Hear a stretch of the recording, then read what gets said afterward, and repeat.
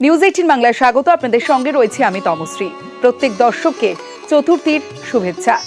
শুরু হয়ে গেছে পুজো। সন্ধে হলেই রাস্তায় পুজো দেখার ঢল। আগমনী বন্দনার সুর, ঢাকিপাড়ায় ঢাকের আওয়াজ, সবুজ মাঠে কাশফুল, কলকাতার বারোয়ারিতেও পুজোর লড়াই। প্রকৃতির সব রং নিয়েই ফের দুয়ারে দুর্গা। পুজোর সব কোলাজ নেই, প্রাণের পুজো, প্রাণের পরশ।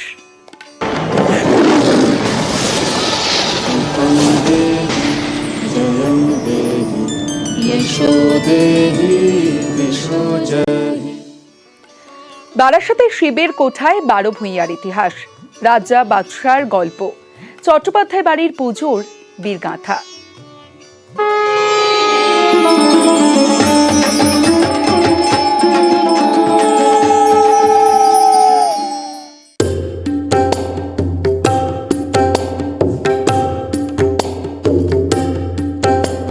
প্রায় 1000 বছরের পুরনো পুজো বারাসাতের শিবের কোঠায় চট্টোপাধ্যায় বাড়ির পুজো মানেই ইতিহাসের পাতা।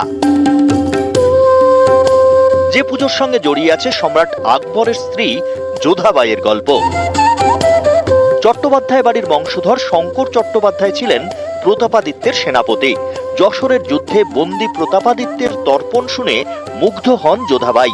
বন্দিত্ব থেকে মুক্তি দেন শঙ্কর চট্টোপাধ্যায়কে। বন্দিত্ব থেকে মুক্তির পরেই শিব দুর্গা পুজো শুরু করেন শঙ্কর চট্টোপাধ্যায়।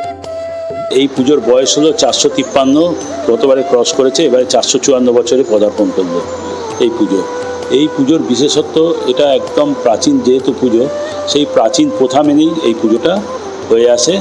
জন্মাষ্টমীর দিন কাঠামো পুজো হয় আমাদের, এই কাঠামোটাও আমাদের সেই সাবেকি কাঠামো।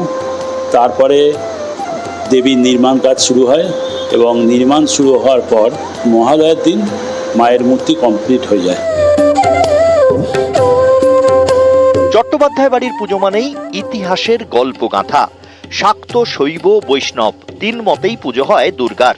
দেবী বন্দনায় মিশে থাকে ইতিহাসের স্মৃতিকথা। হাবড়া থেকে জিয়াউল আলম, নিউজ 18 বাংলা।